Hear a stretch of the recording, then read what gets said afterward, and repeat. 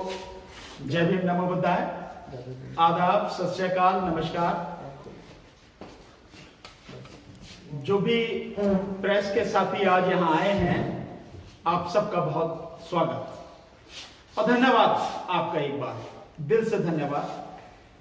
देखिए, आज जो हमने ये प्रेस कॉन्फ्रेंस बुलाई है, ये एक बहुत गंभीर मसले पर, एक देश में पूरे में जन आंदोलन की शुरुआत करने के लिए और उसके विषय में लोगों तक सूचना पहुंचाने और लोगों का सहयोग इस जन आंदोलन में लेने के लिए हमने ये प्रेस कॉन्फ्रेंस बुलाई है।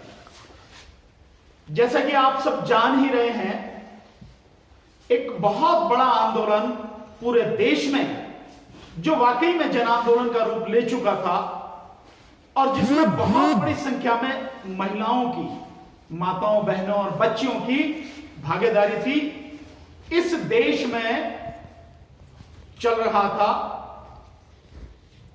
और मार्च में, जिस समय कोरोना महामारी के वजह से 24 मार्च को पूरे देश में लॉकडाउन हुआ, तब तक वो आंदोलन बहुत जबरदस्त तरीके से चल रहा था। कोरोना की वजह से लॉकडाउन हुआ और लॉकडाउन में वो आंदोलन स्थगित हो गया। वो आंदोलन खत्म नहीं हुआ, वो आंदोलन स्थगित हो गया। और उसके बाद में आप देख रहे हैं कि तब से लेकर लगातार 3 महीने तो पूरा देश ही बंद रहा। और उसके बाद भी जिस तरह से खुला है, वो बंद होना, खुला होना, कोई फर्क नजर नहीं आ रहा। यह अलग बात है कि बिहार के चुनाव में जिस तरह की भीड़ आ रही है, लोग आ रहे हैं, वहां कोई मास्क नहीं, कुछ नहीं, किसी भी तरह की, जो उन सारी चीजों को दरकिनार करके, और जो लोग शिरकत कर रहे हैं, जो रैलियां हो रही हैं, वो एक अलग पहलू है। लेकिन पूरा देश एक तरह से बंद हो गया। और अभी भी जब से ये लॉकडाउन खुलना शुरू हुआ और इस समय लॉकडाउन 5 करके चल रहा है, देश पटरी पर नहीं लौटा है। और देश में इस सरकार ने, मोदी सरकार ने, यह यूं कहा जाए कि भाजपा सरकार ने जिस तरह से कोरोना के संकट का बहुत नाजायज दुरुपयोग किया है, वो अपने आप में देश के लिए बहुत पीड़ादायक है। कोरोना की आड़ में जिस तरह से किसानों के विरोध में सरकार ने 3 कानून बनाए, उनमें संशोधन किया, आप सब जानते हैं। और ठीक कोरोना की आड़ में जिस तरह से श्रमिकों को पूरी तरह से तबाह करने के लिए जो श्रमिकों के हित में कानून थे, उन कानूनों को खत्म कर दिया। केंद्र सरकार ने भी खत्म किया और राज्य सरकारों ने भी खत्म कर दिया, जिसमें बीजेपी सरकार जो राज्यों में है, उनका बहुत बड़ा इसमें भाग रहा है।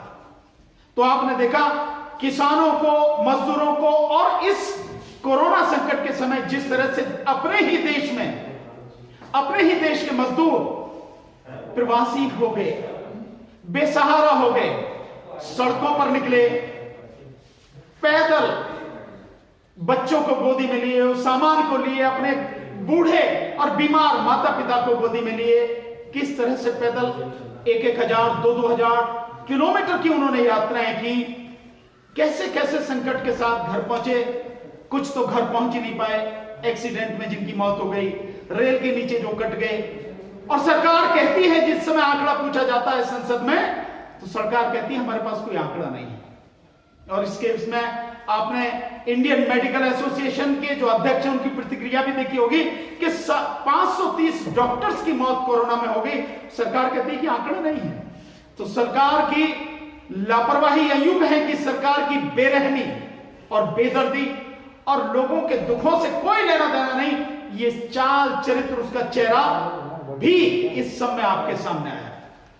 ये सब कुछ हम सब ने झेला है। जिस तरह से पूरा उद्योग चौपट हो गया, जिस तरह से लोगों का रोजगार छिन गया, और कोरोना के बाद में जिस तरह से लॉकडाउन खुला है और उसके बाद जो रोजगार बने हैं, अब और भयानक स्थिति बेरोजगारी की बढ़ती चली जा रही है। और हालत यह है कि 2 करोड़ 10 लाख से ज्यादा जो सैलरीड क्लास के लोग हैं, जिनको बंदी बंदी तनख्वाह मिलती थी, उन लोगों की नौकरियां चली गई। और ये जो सिलसिला है ये आगे भी जारी रहेगा और नौकरियां जाएंगी। और इस संकट के दौरान तकरीबन 35 करोड़ लोग, उनकी नौकरियां गई हैं, बेरोजगार हुए हैं, किसी भी तरह से उन पर असर पड़ा है। लेकिन सरकार मस्त है बिल्कुल। एक तरफ आप देखेंगे कि जब जिस पूरी देश की अर्थव्यवस्था तबाह हो गई है, हम -24 23.9 पर हमारी जीडीपी पहुंच गई, मतलब 24 ही पहुंच गई। और अब जो जिस तरह का भविष्यवाणी की जा रही है, उसमें जो आने वाले समय में जो हमारी जीडीपी रहेगी वो 10.9 के लगभग रहेगी, यानी लगभग 11 रहेगी। उस स्थिति में माइनस में, ये भी माइनस में रहेगी ये भी।